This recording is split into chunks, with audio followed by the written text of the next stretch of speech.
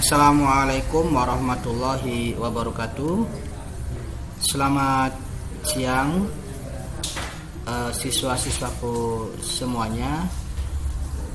Semoga kita masih tetap diberikan kesehatan meskipun kita masih belajar di rumah karena situasi pandemik COVID yang melanda di seluruh dunia. Meski demikian, tentunya kita masih tetap untuk semangat belajar. Pandemik bukan halangan bagi kita semua untuk terus belajar dan menambah pengetahuan serta kapasitas diri kita. Baik, pada pertemuan yang pertama ini di pelajaran fisika, Bapak akan menjelaskan tentang rangkaian listrik arus searah.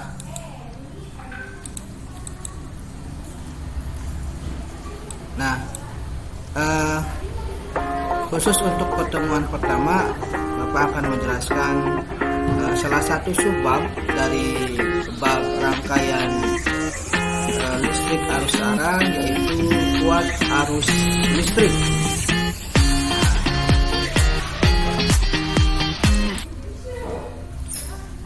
Oke. Tujuan pembelajaran pada pertemuan yang pertama ini ada 3. Yang pertama, setelah mengikuti pembelajaran ini, kalian diharapkan bisa menjelaskan konsep arus listrik. Kemudian yang kedua, bisa menentukan nilai kuat arus yang terukur pada ampere meter. Dan yang ketiga, kalian diharapkan bisa menentukan nilai vega potensial listrik yang terukur pada voltmeter. Nah, sebagai pendahuluan atau pemanasan, ya, coba perhatikan gambar pada slide yang ditampilkan. Ini adalah gambar baterai, kemudian ada laptop, kemudian ada HP, ada kamera, dan lain sebagainya. Dan yang di bawah ini adalah suket, kabel suket, ya, yang merupakan penghubung ke sumber tenaga listrik, PLN kalau di Indonesia. Nah, dilihat dari kedua gambar ini, kita teringat dengan sumber arus listrik. Sumber arus listrik sejauh yang kita ketahui itu ada 2 jenis, ya, selama ini. Yang pertama adalah sumber arus listrik searah atau direct current atau DC, dan yang kedua adalah sumber arus listrik bolak-balik atau alternating current. Nah, laptop kemudian HP itu menggunakan sumber arus arah. Nah, karena laptop dan HP ini pada umumnya dia menggunakan baterai sebagai sumber tenaganya. Nah, makanya di HP dan laptop itu meskipun terhubung ke listrik di rumah yang merupakan sumber listrik PLN, itu biasanya ada namanya charger, kabel charger, ya, yang merupakan adaptor atau pengubah jenis arus listrik yang tadinya arus listrik searah, kemudian melalui charger diterima oleh baterai menjadi arus listrik yang searah. Kalau sumber listrik PLN itu kan arus listrik bolak-balik, ya.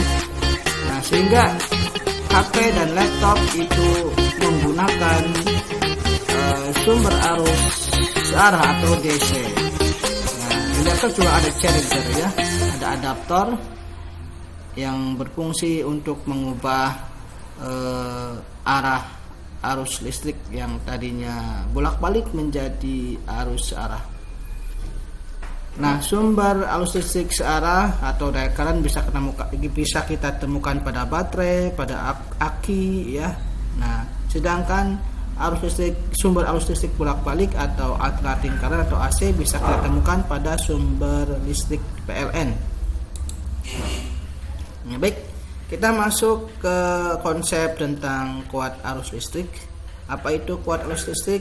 Kuat arus listrik itu didefinisikan sebagai banyaknya muatan yang mengalir melalui suatu penampang konduktor setiap satu satuan waktu, sehingga besarnya kuat arus listrik ini secara matematis dirumuskan sebagai I sama dengan delta Q dibagi dengan delta T.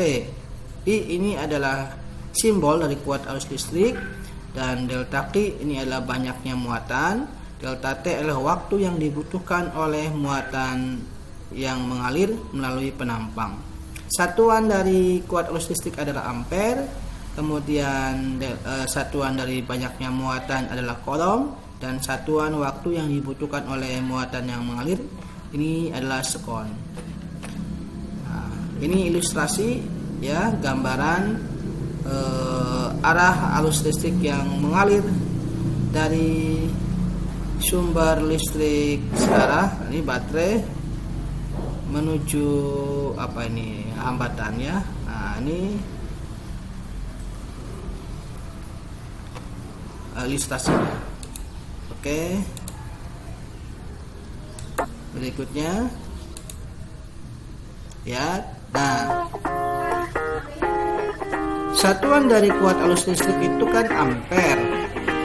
Nah, 1 ampere itu didefinisikan sebagai besarnya kuat arus yang ditimbulkan oleh aliran muatan listrik sebesar 1 coulomb dalam selang waktu 1 sekon. Perhatikan pada ilustrasi berikut ini, arah arus listrik itu senantiasa berkebalikan dengan arah aliran elektron. Lihat di sini, arah arus listrik itu seperti halnya arah air yang mengalir. Kalau air yang mengalir kan dari tempat yang tinggi menuju tempat yang rendah. Kalau arus listrik itu mengalir dari potensial tinggi ke potensial yang rendah, atau dari kutub positif ke kutub negatif, itu arah arus listrik. Sedangkan arah aliran elektron itu kebalikannya. Elektron itu dari potensial rendah menuju potensial tinggi. Dengan demikian, arah arus listrik senantiasa berlawanan dengan arah aliran elektron. Lihat di sini ya. Jadi kalau dilihat dari gambar ilustrasi ini, ketika ada satu rangkaian baterai yang dihubungkan dalam satu rangkaian tersebut, kemudian ada lampu, arus listrik ini mengalir dari kutub positif terus menuju kutub negatif. Sebaliknya kalau arah aliran elektron dari kutub negatif menuju kutub positif.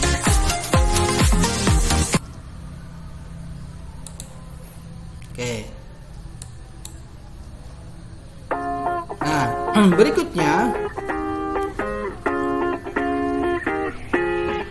banyaknya partikel elektron yang mengalir melalui penampang konduktor atau melalui suatu kawat pengantar dirumuskan secara matematis.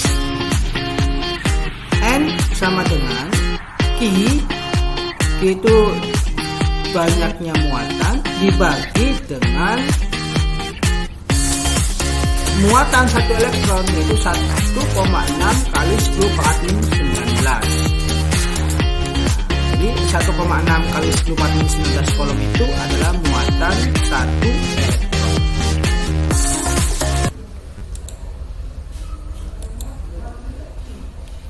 Contoh soal. Lihat ya, supaya kalian bisa lebih memahami. Tentukan jumlah elektron Ini diketahui satu elektron itu muatannya adalah min 1,6 kali 10⁴ min 19 kolom. Elektron muatannya negatif, ini negatif ya. Yang melintasi penampang kawat penghantar selama 1 jam jika kawat tersebut dialiri arus listrik sebesar 0,8 ampere. Nah, bagaimana cara mengerjakannya? Cara mengerjakannya kita harus tahu lebih dulu nih, mengidentifikasi ya hal-hal yang diketahui. Yang diketahuinya yang pertama adalah besarnya kuat arus adalah 0,8 ampere. Kemudian waktu yang dibutuhkan ya, ini berapa? 1 jam. 1 jam ini harus dikonversi ke dalam satuan detik atau sekon, yaitu 1 jam sama dengan 3600 sekon.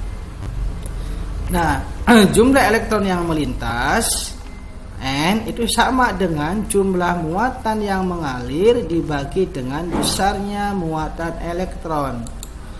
Jadi N sama dengan delta Q dibagi dengan E, sama dengan delta Q nya sendiri kan I kalikan delta T ya, berdasarkan persamaan yang sebelumnya tadi. Jadi delta Q nya adalah perkalian antara banyaknya kuat arus atau besarnya kuat arus 0,8 ampere dikalikan dengan waktu 3600 sekon dibagi dengan muatan satu elektron 1,6 kali 10⁴ min 19 kolom, sehingga jumlah elektronnya yang melintasi penampang kawat penghantar selama 1 jam adalah 1,8 dikali 10⁻22 elektron. Ini ya. Oke, berikutnya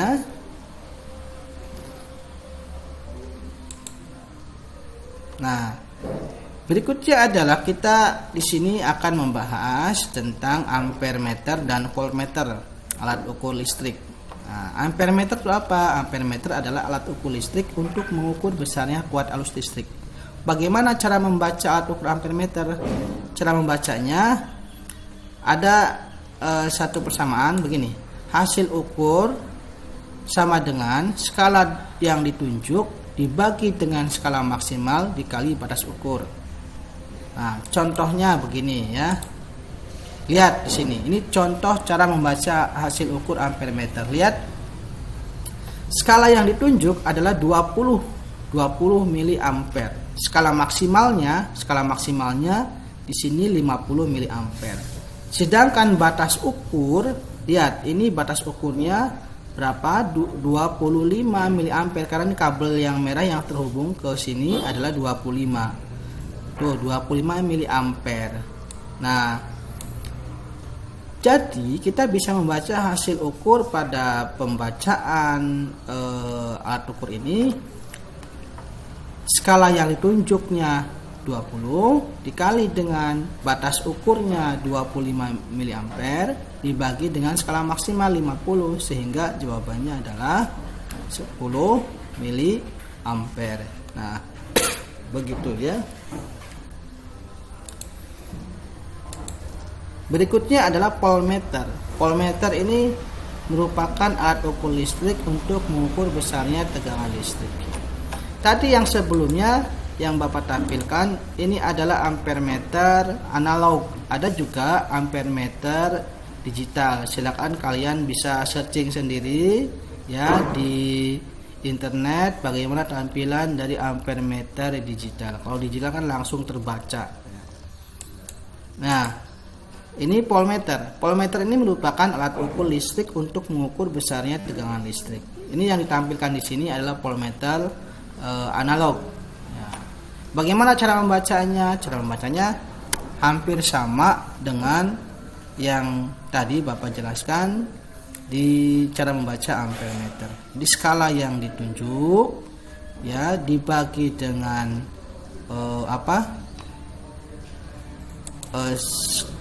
skala maksimal ya, kemudian dikali dengan batas ukur ya ini. Jadi cara membacanya hampir sama dengan cara membaca voltmeter itu ya.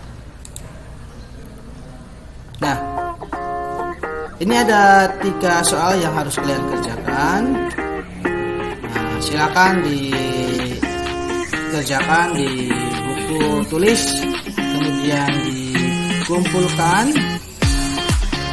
ya, dikumpulkan minggu depan. Oke. Yang pertama soalnya, dalam sebuah kawat mengalir muatan listrik sebesar 60 mili kolom. Mili itu ordernya 10 part min 3. Ini dirubah dulu nanti. Selama 1 menit. Ini waktunya 1 menit.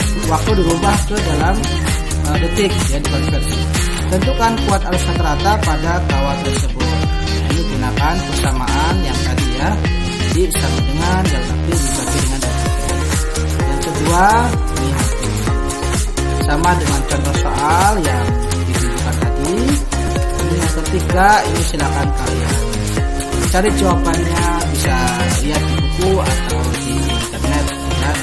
Ini ketiga, dilihat dari komponen-komponen yang dimiliki oleh ampere, meter, dan voltmeter. Komponen apa yang membedakan kedua artikel tersebut? Jelaskan mengapa. Terima kasih. Sekian dulu perjumpaan kita untuk yang pertama ini. Semoga apa yang disampaikan dapat bermanfaat untuk kita semua, dan tetap semangat untuk terus belajar dan meningkatkan diri. Salam sukses dan terima kasih. Assalamualaikum warahmatullahi wabarakatuh.